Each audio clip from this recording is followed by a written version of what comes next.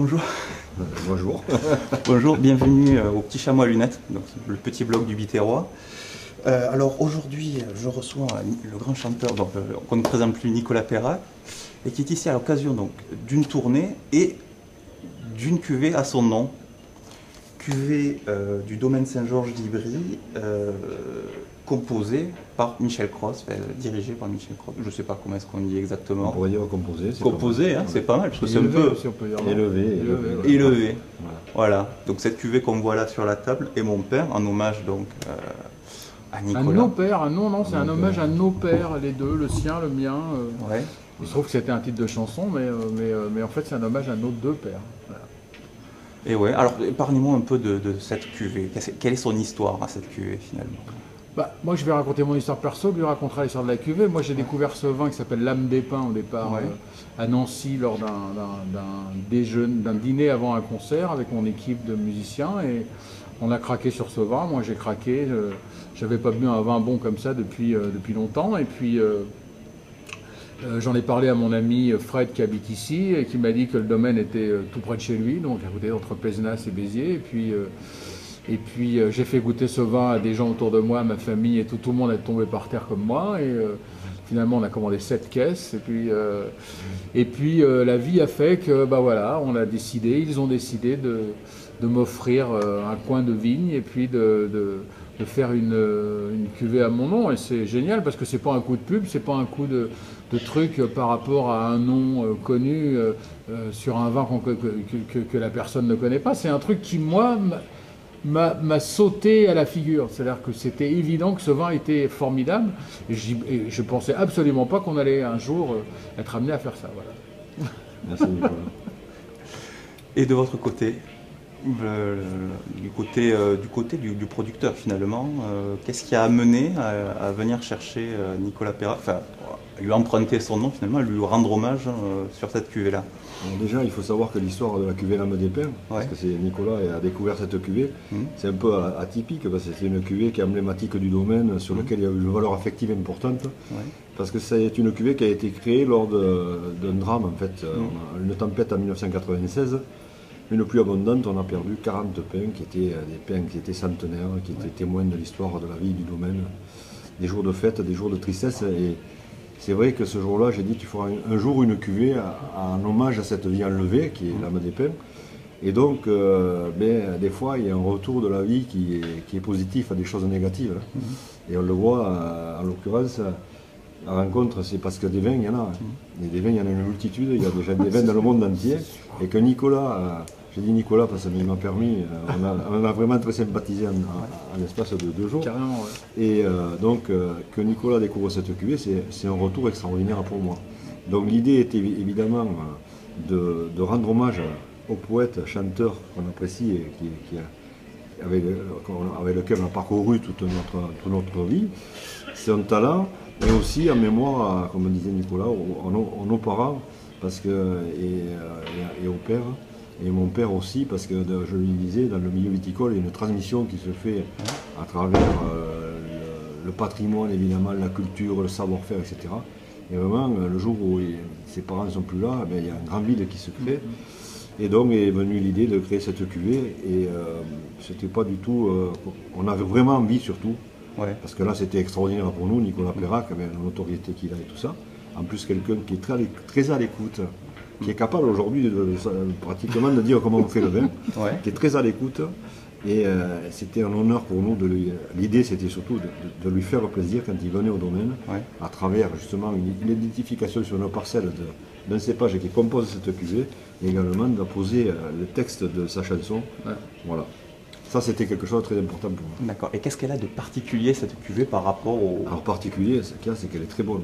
Oui, c'est la particularité, c'est ça, quoi. Ça, bon, ça, d'accord. C'est mais ça. Par rapport... Alors, la cuvée précédente, celle cuvée des pins, donc l'âme des pins, est-ce que c'est exactement la même que l'âme des pins, ou au contraire, est-ce qu'il y a un petit truc différent? Il y a un assemblage de barriques, c'est globalement l'âme des pins, ça a une nuance près, on est sur des jeux de barriques, donc il y a des lots qui sont un peu différents, en plus on est sur le nouveau millésime, donc Nicolas qui lui me dit, moi je suis ou j'aime ou j'aime pas, il a été tombé amoureux du 2013, Nicolas, et en fait, c'est le 2014 qu'on avait embouteillé. Donc derrière, j'étais pas tranquille. Quoi, parce que hier, on l'a goûté, je le fais il m'a goûter, fait le même effet. Quoi. Super, c'est comme ça. Moi, j'étais déjà un peu plus étendu. Et après, on est allé visiter, etc.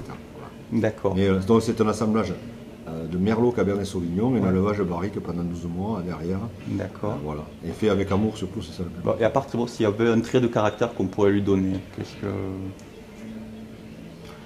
Je sais pas, moi, quand je bois ça, j'ai le sentiment d'avoir dans la bouche tout ce que j'ai envie d'avoir en buvant du vin. Donc, je peux pas vous dire autre chose. Il y a un mélange de choses qui, pour moi, sont pas forcément distinctes et nommables. Ouais. Mais ce que j'ai dans la bouche, est-ce que mes amis ont dans la bouche quand ils le boivent, ressemble à ce qu'ils ont envie d'avoir dans la bouche. Donc, voilà. Merci. Et alors, donc là, on est sur le vin, mais il y a aussi, qu'est-ce que ça fait d'avoir son nom sur une bouteille? Mais pour moi, c'est vraiment du pur plaisir, parce que savoir qu'on m'a associé à un vin dont je suis tombé amoureux, je veux dire, je ne peux pas mieux. Ça pourrait être un Clampin Dupont qui a me collé mon nom sur une bouteille avec un pinard bidon, je m'en fous. Alors que là, c'est un truc que j'ai adoré sans les connaître et sans savoir que. Donc, c'est formidable. Et oui. Et nous, bon, ce qu'il y a, c'est qu'on partage les mêmes valeurs, je pense, humanistes et de rencontres. Et c'est important de mettre un visage sur les gens, ouais. Et de mettre un visage, je pense que Nicolas aussi c'est important, parce qu'on parle des gens à travers les autres. Mais la rencontre, le regard de l'autre et ce que l'on ressent quand on est en présence de l'autre, c'est quelque chose d'important. Enfin, pour mes yeux, c'est quelque chose d'important. J'ai besoin d'être dans la proximité des gens, moi, de les regarder dans les yeux, et à travers le regard, à travers cette sensibilité-là, il se passe des choses. Et en 2 jours, on peut dire que quand on est devenu potes. Et finalement, on compose un vin, on compose une chanson. Est-ce qu'on compose un vin comme on compose une chanson? Est-ce qu'on compose une chanson comme on compose un vin? C'est une question que je vous pose à tous les deux. On peut juste dire qu'ils font peut-être autant de talent et d'imagination pour faire du vin que pour écrire des chansons. Il faut un vrai talent, quoi. Lui, il a un vrai talent. Je suis incapable de faire ce qu'il fait. Il a un talent inouï, quoi. Moi, je suis sûr qu'il serait capable, mais il faudra qu'il revienne plusieurs fois au domaine et on a travaillé. Je suis sûr qu'il est capable parce que je l'ai vu faire des photos. Il a une créativité au-delà de ce qu'il exerce dans la chanson et dans la poésie. Un lycée français quelque part entre Madison et Saint-Pierre.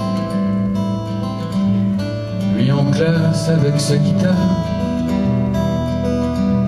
Toutes les belles lui tournent autour, elle papillon, lui la lumière. Ça ressemble un peu à l'amour, même pour de faux, même éphémère. Ça me donne surtout des idées, montrer du doigt mes différences et mes envies. Donc vous êtes en tournée pour les improvisations acoustiques. Acoustique improvisée, ouais. Acoustique improvisée, voilà. C'est parti de quelle envie? C'est parti de l'envie de revenir à l'essence même de l'écriture, c'est-à-dire que j'avais envie de débarrasser les chansons, des arrangements, des orchestrations, de tout ce qui pouvait les dater et de montrer aux gens qu'éventuellement je n'avais pas fait que So Far Away From LA et Mon Père Où Je Pars, et que j'avais, à travers 22 albums depuis 1975 jusqu'à aujourd'hui, écrit des choses parfois moins intéressantes, parfois plus intéressantes, mais que j'avais écrit des choses diverses et variées et qu'on ne pouvait pas me réduire à quelqu'un qui avait fait 3 chansons. Donc à partir de ce moment-là, j'ai été juste fouillé dans ma mémoire et avec une guitare, je me suis dit tiens, ça serait rigolo de faire des concerts qui seraient juste acoustiques et à travers lesquels les gens pourraient découvrir ou redécouvrir des écritures, parce que c'est vraiment basé sur l'écriture. C'est pour faire comprendre aux gens qu'une chanson, c'est pas forcément boum boum, c'est pas forcément lié au son et à l'arrangement et à tout ce qu'il y a derrière, qu'une chanson à la base c'est juste un texte posé sur une musique comme ça, un peu en équilibre, et si ça fonctionne, ça fonctionne. Il n'y a pas besoin de tout le reste pour que ça fonctionne. D'accord. Alors juste, on me dit qu'on est un peu pressé par le temps, donc juste 2 questions, un peu en rapport avec le vin, parce que voilà. Est-ce que finalement une carrière d'artiste, c'est comme le vin, ça varie avec le temps, ça peut s'améliorer ou au contraire devenir pire? Qu'est-ce que vous en pensez? Ça dépend des artistes d'abord. Je pense qu'il y a des artistes qui sont très fatigués au bout d'un certain nombre d'années, et puis il y a des artistes dont je pense faire partie, qui plus ça va, plus sont exigeants et prennent du plaisir à faire les choses. Moi, plus j'avance et plus j'ai envie d'être en train d'écrire, en train de créer. C'est peut-être aussi parce que j'ai une fille de 12 ans et que quand on a une fille de 12 ans, on n'a pas le sentiment de vieillir et qu'elle vous regarde et que je suis surtout habité par une chose. J'ai pas envie que plus tard, quand je serai plus là, elle se dise mon père c'est un gros con. J'ai pas envie de ça. J'ai envie qu'elle se dise mon père c'était plutôt un mec sympa qui essayait de faire des choses élégantes. C'est ça qui me guide. Merci. Et la dernière question en rapport avec le vin, finalement. Votre nom est attaché donc à une cuvée, mais le vin c'est surtout le terroir, c'est très ancré dans le territoire, et vous êtes plutôt, vous êtes un artiste, et vous êtes en tournée, vous avez vécu des deux côtés de l'Atlantique, donc vous êtes plutôt dans le mouvement. Est-ce que c'est pas un peu paradoxal tout ça? Ah non, mais pour moi le vin c'est pas une question de terroir, ni une question de quoi que ce soit, c'est une question de plaisir partagé avec des gens qu'on aime à un moment donné. Voilà. C'est moi le vin, toute la semaine j'en bois pas, je bois de l'eau. Je bois une bière de temps en temps et à un moment donné, je vais avoir mon frère, je vais avoir des amis, je vais avoir des gens que j'aime à la maison et là, j'ai envie de leur faire partager du vin. Et c'est comme ça que je leur ai fait partager l'âme des pins et c'est comme ça qu'est venu cette espèce d'engouement collectif. Et vous savez, quand ils ont bu l'âme des pins, par exemple, ils ne sont pas allés se demander si c'était du terroir, du pas terroir, du machin. Ils se sont dit « Waouh, qu'est-ce que c'est bon !» C'est juste ça qu'ils se sont dit. Et quel pied on a pris à boire ça. Voilà, c'est ça qu'ils se sont dit. Donc je crois que ça ne va pas plus loin que ça. C'est une émotion qu'on ressent profondément. Et moi, je ne me pose pas d'autres questions que ça. Le pur plaisir, le pur bonheur d'être ensemble avec des gens et de partager quelque chose qu'on trouve vraiment, vraiment bon. La cuvée et mon père, la cuvée de l'émotion.